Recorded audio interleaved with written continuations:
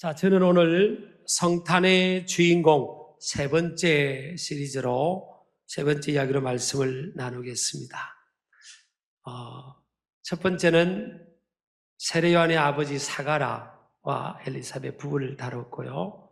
또 예수님의 오심을 제일 먼저 기별받은 목동들에 대해서 나눴습니다. 오늘은 개인이 아닌 복수인데요. 동방 박사들입니다. 이 동방 박사들을 위해 대부분의 학자들이 페르시아의 천체를 연구하는 점성술가였을 것이다. 그런 주장도 있고요. 또 천체를 연구하는 전문가들이었을 거다. 그런 주장도 있고, 초대 교부였던 터툴리아는 동방에 있는 세왕들이었을 것이다. 그런 주장도 있습니다.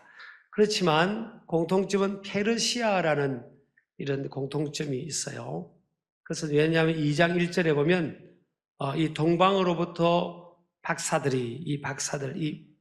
그래서 헬라어로 마고이라는 단어가 사용됐는데, 이 마고이는 그 당시에 동쪽의 페르시아에 있는 천체를 연구하는 사람들을 일컬을 때 마고이라는 단어를 썼다고 그럽니다.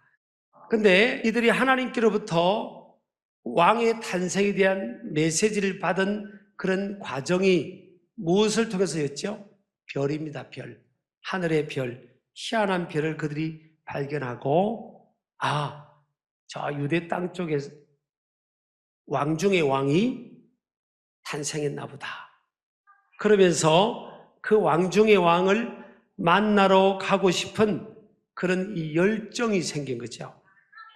여러분, 약 2달 정도 걸리는 거리를 어떤 사람 만나려고 간다는 게 이게 쉬운 일이 아니에요. 근데 이 동방의 박사들은 하늘의 신비한 별을 보면서 믿음을 갖게 된 겁니다. 우주의 주관자, 역사의 주관자가 되시는 신이, 창조주와 절대자가 유대 땅에 왕 중의 왕을 탄생하게 하셨나 보다. 그분을 만나러 가야 되겠다는 그런 믿음의 확신과 열정이 생긴 거죠. 자, 이 열정, 이 열심, 히브리어로 키느아트라는 단어인데 하나님의 열정을 나타낼 때 사용된 단어예요. 이 열정, 이 열심이 어디에 들어왔죠? 동방 박사들의 가슴 속에 들어간 겁니다. 그래서 그 많은 시간과 에너지와 물질을 사용하면서까지 그들은 그 길을 나선 거죠. 왕의 별을 따라 왕중의 왕이신 분을 아련하고 그분께 예배하기 위해서 그 길을 나섰는데, 자, 이게 성경에 보면요, 헤롯 왕을 처음에 이 동방 박사들이 만납니다. 당연히 상식적으로 왕궁에 하나님의 아들이 만왕의 왕이 탄생했을 것이라고 믿은 거죠. 유대인의 왕으로 나신 분이 어디 계십니까? 우리가 그분을 경배하러 왔습니다. 여기서 경배는 예배입니다. 예배. 사람을 대상화시킨 게 아니에요. 태어나신 만왕의 왕이신 그분은 신적 존재로 이 동방 박사들이 믿은 거죠. 그래서 헬라어로 프로스쿠네오, 예배하다, 엎드려 꿇어 예배하다, 이런 표현을 하게 되는 겁니다. 여러분, 이 하나님의 불이, 하나님의 열심이, 하나님의 열정이 임하면요, 사람들은 어떤 대가를 지불할지라도 그 하나님의 열정, 불이 이끌어가는 그것을 이루기까지 그들은 어떤 대가를 지불할지라도 희생하고 참고 인내하며 포기하지 않는 그런 마음이 주어지게 되는 것입니다. 자, 그래서 이제 유대 땅에 와서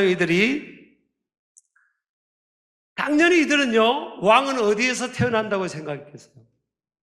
왕궁입니다. 왕궁.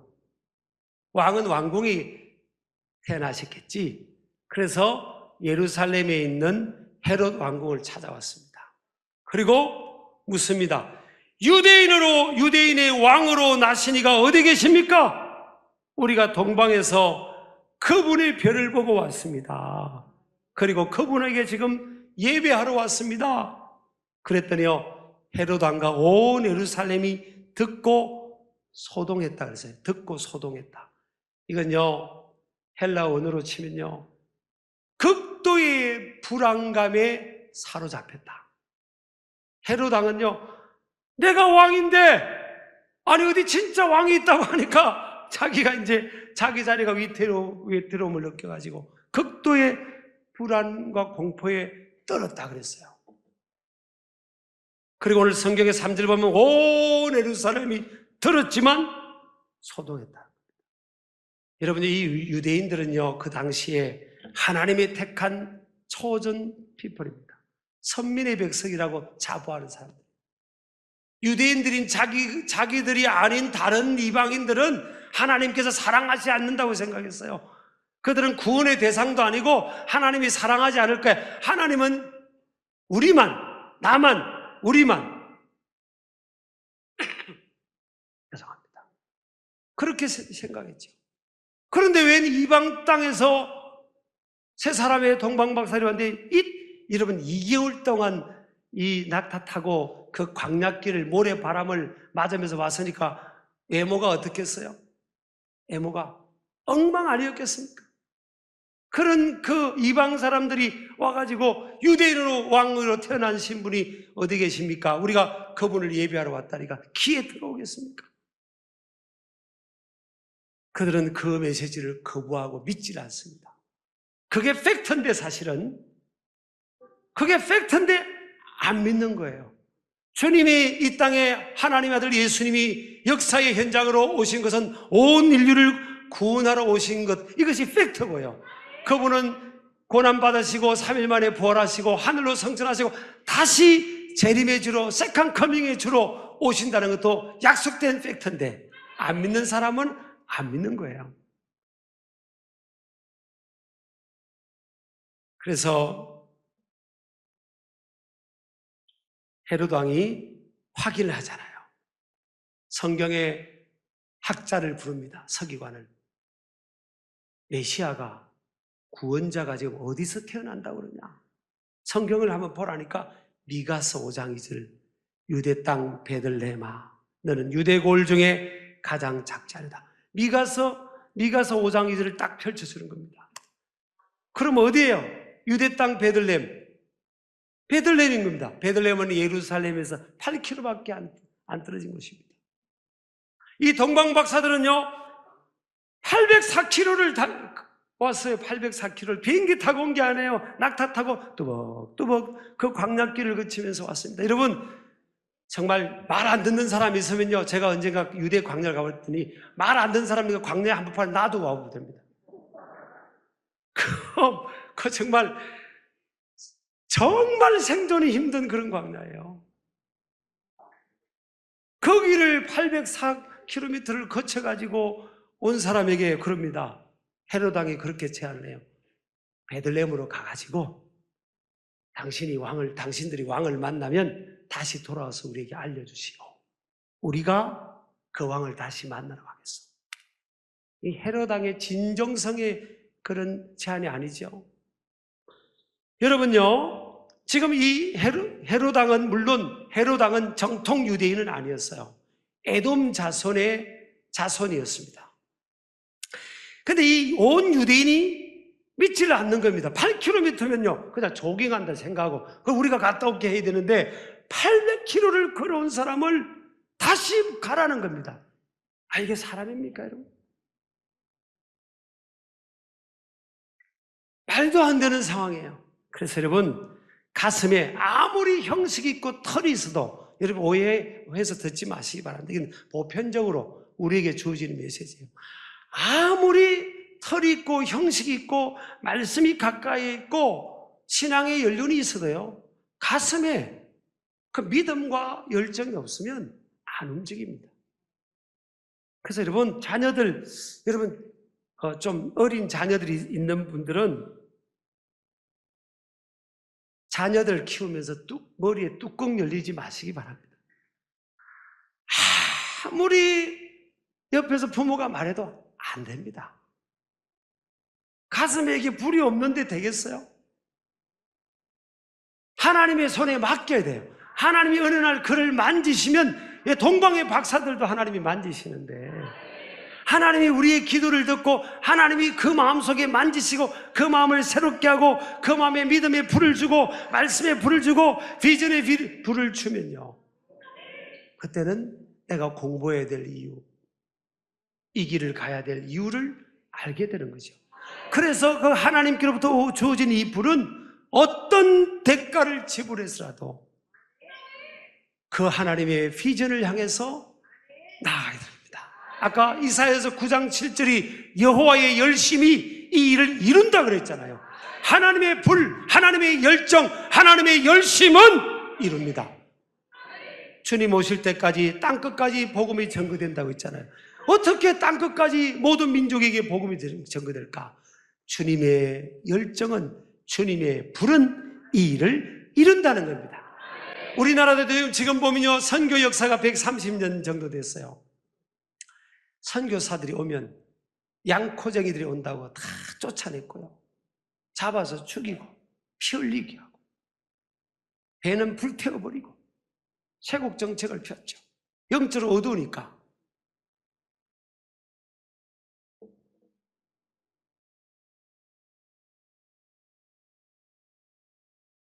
근데 지금 우리 결과적으로 보세요. 마을마다 예배당이 없는 곳이 없고요. 아니 어떻게 이 일이 이루어졌지? 가문에 한 사람도 예수님을 모르는 가문이 대부분이었는데 어떻게 이런 일들이 이루어질까요? 하나님의 열심히 이 일을 이루신다는 겁니다. 믿으시기 바랍니다. 800km가 넘는 거리를 약 2달 이상 걸려가지고 이 동방의 세 박사들이 그분을 만나서 예배하려고 그 먼 거리를 오게 된 열정. 그렇죠. 그들의 가슴에 불이 붙으면 그 일이 이루어지는 줄을 믿으시기 바랍니다. 이 하나님의 불은요, 이 동방 박사들에게는 하늘의 별을 통해서 그들이 하늘의 불을 경험하고 하나님의 메시지를 경험했잖아요. 이 하늘의 별, 하나님의 인도는 너무나 정확한 겁니다. 지금은 내비게이션 문화가 되어 있지만 여러분, 페르시아에서 입장을 대보자고요. 동방 박사들의 세 사람의 가슴에 불이 붙었어요. 야, 유대 땅에 진짜 왕이 태어났다. 근데 어디에? 별을 보는데 유대 땅 베들레헴 몇 번지 적혀 있습니까? 없어요. 지금처럼 정보화 시대라서 여러분, 우리가 뉴욕을 안 가더라도 뉴욕에 대해서 좀 알고, 뭐 LA를 안 가더라도 LA에 대해서 좀 알고, 파리에 대해서 좀 알고, 로마에 대해서 좀 알고, 듣고 보고 보는 게 있잖아요. 2000년 전은 여러분 정보화 시대가 아니라니까요. 그 자기가 살던 동네만 벗어나면 이 정보가 교환이 안 되는 그런 시대잖아요. 얼마나 불안하겠습니까? 그 과정 속에 강도를 만날 수도 있고 어떤 일이 일어날지도 못하고 고생했는데 또 그분을 못 만날 수도 있는 거고 그 과정 속에 어떤 일이 일어날지 모르잖아요. 수많은 강도 건너야 되고 산도 넘어야 되고 추위도 견뎌야 되고. 근데 여러분, 그들이 결국 만났잖아요. 무엇 때문에? 왕의 별의 인도를 받은 겁니다. 아무리 내일이 불안하고 불확실하고 여러분의 미래가 5년, 10년, 20년, 30년 노후가 인생길이 불확실하고 불안전한 세상이잖아요.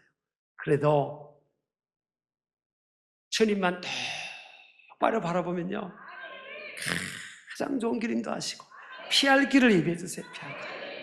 결국은 헤롯 왕이에게 순진하게 만약 예루살렘의 헤롯 왕궁에 가서 우리가 만났다 했으면 처형됐을 겁니다.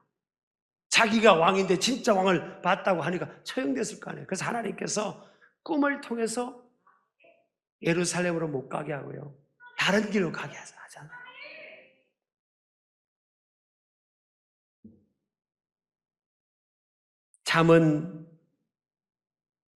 잠언 3장 6절에 보면 너는 범사에 그를 인정하라. 그리하면 내 길을 지도하시리라. NIV 성경은요, 모든 상황 속에서 그분을 인정해봐라. 그러면 너의 길을 지름길로, 고든 길로 이끌어갈 것이다. 그렇게 돼 있어요. He'll make your path straight. 스트레이트 지름길로 간다는 거예요. 직선길로 간다는 겁니다. 이스라엘 백성들이 광야에서 불평하고 원망할 때는 뭐예요? 40년 동안 헤맸잖아요. 광야에서. 그 하나님을 인정하고 하나님만 바라보면 하나님께서 가장 좋은 길, 가장 선한 길, 가장 최선의 길, 가장 지름길, 가장 고든 길, 인생을 둘러가지 않는, 낭비하지 않는 그런 길로 이끌어 가신다잖아요. 이걸 믿는 게 믿음이죠. 우리 아멘 하시기 바랍니다. 자, 오늘 성경을 가만히 보면요, 이 동방 박사들이 한 왕의 별을 놓쳤을 때가 있어요. 왕의 별이 사라졌을 때가 있어요. 성경에 보면요, 언제입니까? 헤롯 왕궁에 갔을 때, 예루살렘의 헤롯 왕궁에 갔을 때는 이들이 왕의 별을 보지를 못합니다. 이 동방 박사들이 왜 헤롯 왕궁으로 갔을까요? 그들은 생각하기에 상식적으로, 경험적으로, 아니, 왕은 왕궁에 태어났겠지. 지금까지는 뭐예요? 페르시아에서 검은 길을 왕의 별만 보고 인도를 받아왔어요. 유대 땅쯤 들어와서는 뭐예요? 아니, 왕궁이 어딘가? 그러면서 상식과 경험만을 쫓는 겁니다. 그래서 왕궁으로 온 거예요. 그런데 왕의 별이 사라져 버렸어요. 그래서 이제 다시 오늘 성경에 보면 신비한 일이 있습니다. 그들이 예루살렘에서 베들레헴으로 방향을 텁니다. 9절 한번 읽어보겠습니다. 9절 한번 띄워주세요. 한번 읽겠습니다. 시작. 박사들이 왕의 말을 듣고 갈새 동방에서 보던 그 별이 문득 앞서 인도하여 가다가 있는 곳 위에 머물러 서 있는지라. 사라졌던 그 별이 뭐예요? 물론 그 별은 언제나 있겠죠. 그러나 그들의 눈에서 시야에서 사라졌던 그 별이 다시 앞서가는 거예요. 영어로 하면 ahead입니다. 그들보다 앞서서 아기 있는 곳 위에 머무를 수 있는지라. 베들레헴에 어디 가서 아기를 만나지? 그게 아니에요. 그 왕의 별이 다시 인도하고 있는 거죠. 여러분, 이게 신비한 일인 줄 믿으시기 바랍니다. 그래서 저와 여러분이 살아가는 인생길은요, 항상 불안전하고 불확실해요. 그렇지만 우리는요, 확신지수를 가지고 굳게 서야 됩니다. 어떻게? 왕의 별의 인도를 받으면 됩니다. 주님의 인도를 받는 거예요. 아무리 불확실하고 불안한 상황일지라도 우리는 뭐예요? 내 상식, 내 경험, 내 지식을 의지하시면 안 됩니다. 우리는 하나님의 말씀, 하나님의 신실성, 하나님의 성령의 인도, 그걸 따르는 겁니다. 끊임없이 우리의 시선은 뭐예요? 하나님이에요. 아무리 세상이 혼돈스러워도 우리는, 우리의 시선은 하나님 인도해 주세요. 언제 하나님을 인정해야 되죠? 범사에. 따라합시다. 범사에. In all your ways, whatever the circumstance, you have to acknowledge God's faithfulness. 외국인이 계신 것 같아가지고 한 번 썼는데, 어떤 상황일지라도 우리는 하나님의 신실성을 인정해야 될 줄 믿습니다. 그러면 그분이 앞서서 이끌어 주시는 거예요. 그분이 앞서서 이끌어 주신다는 거예요. 우리 인생을 앞서서. 내 경험을 의지하면요, 그러겠지, 이렇게 하면 되겠지. 왕의 별이 눈에서 벗어나 안 보이지 않습니다. 그러나 다시 우리가 리턴 투가 하나님께로 돌아서서 다시 그분을 인정하고 그분의 인도를 구할 때 왕의 별이 하나님께서, 성령님께서, 우리 주님께서 우리 앞서서 이끌어 주시는 겁니다. 여러분, 주님의 인도를 받는다는 표적이 뭐죠? 내가 주님의 인도를 받고 있다. 100% 우리가 확신을 못할 수도 있겠지만 하나의 확정의 증거가 뭡니까? 2장 10절이에요. 이들이 왕의 별을 보자마자 어떤 일이 일어납니까? 매우 크게 기뻐하고 기뻐하더라. 주님의 인도를 따라갈 때 따르는 그 순간에 왕이신 주님을 그들이 베들레헴까지 도착해서 당장은 아니었지만 그러나 그들의 마음속에 다시 길을 찾으니까 그들의 마음속에 너무 기쁨이 오는 겁니다. 주님의 인도를 벗어나서 주의 뜻이 아닌 엉뚱한 길로 가면요, 엉뚱한 길로 가면 마음이 공허해져요. 기쁨이 사라지고 평강이 사라지고 마음이 답답합니다. 하나님의 영이 함께하는 사람을 그거 알 수 있어요. 자기가 압니다. 왜 이렇게 답답하지? 왜 이렇게 공허하지? 왜 이렇게 힘들지? 경험해 보셨죠? 이게 맞는 것 같은데 저 팍복음이 놓치면 안 될 것 같은데. 우리 여자 청년들이 많이 앉아 있어요 지금. 김수영 같은 남자가 와서 우주 매력이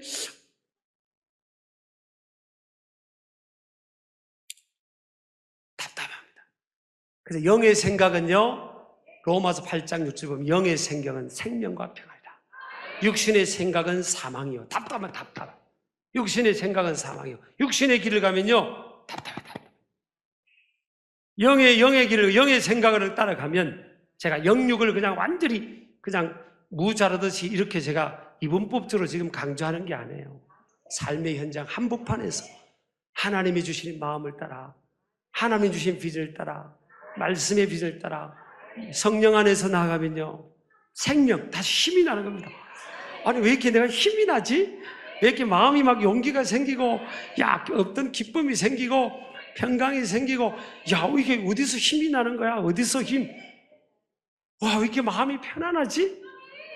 왜 이렇게 마음이 편안하지? 경험해 보신 분들만 한번 아멘 해보세요. 정말 우리가 경험합니다. 그래서 이 동방 박사들이 다시 길을 찾으니까 막 기쁜 겁니다. 기쁘다. 여러분요, 생각해 보세요. 이거 오늘 이 포인트를 좀 강조하려고 합니다만은, 이 헤롯 왕이나 이 유대인들, 서기관들, 종교 지도자들 말도 아닙니다. 한 사람도 아닙니다. 제가 좀 심하게 이야기해서 용서하세요. 왜 그 사람들이 못 듣고 있을 테니까. 2000년 전의 분들이니까. 사람도 아니에요, 여러분. 800km 이상을 걸어온 사람 보고 다시 가라는 겁니다. 다시 8km를 갔다 와서 우리한테 알려주면 우리가 가겠다는 거예요. 이게 사람입니까? 그러니까 여러분, 가슴에 불이 있고 은혜가 있는 사람은요, 또 왕궁에 갔다가 혹이 하나 더 붙어오는 겁니다. 사실은. 근데 동방 박사들이 지금 불평하고 있어요? 기뻐하고 있어요? 기뻐하고 있어요. 이게 비밀이에요, 비밀. 여러분, 은혜가 있고 하나님의 불이 있고요, 하나님의 은혜 속에 살아가는 개인이나 가정이나 교회 공동체나 나라 민족은요, 자꾸 혹이 붙습니다. 거룩한 혹이. 이들은요, 하나님의 불은 이 동방 박사들을 예배자로 소입니다. 아기 예수님께 그들은 엎드려서 경배하고 보배압을 열어 황금과 유황과 모략을 예물로 드립니다. 은혜가 임하면 예배가 살아나고요, 하나님 전에 와서 예배하고 싶어지는 거죠. 또 이들은 하나님의 불은요, 자원된 헌신자로 세웁니다. 자원된 헌신자. 황금, 유향, 모략. 동방 박사 세 사람이 드린 황금, 유향, 모략은 그리스도의 왕권, 그리스도의 신성, 그리스도의 고난을 의미하는 이런 귀한 것을 자신의 보배압을 열어서 올려드리는 겁니다. 그래서 우리의 예배의 대상은요, 하나님이십니다. 예수 그리스도세요. 여러분이 하나님 앞에 예물을 드리는 것, 봉사하는 것, 우리가 예배하는 것, 모든 대상은 예수 그리스도고 하나님이십니다. 그분이 받으시면 되는 거예요. 우리 아멘 하시기 바랍니다. 그분이 받으시면 되는 거예요. 우리 신길 가족들 따라합시다. 주여, 가슴에 불을 붙여주셔서 하나님의 열심으로 하나님의 계획을 이루게 하옵소서. 동방 박사들처럼 하나님 따라서 하나님께 영광 돌리게 하옵소서. 그렇게 되기를 주의 이름으로 축복합니다.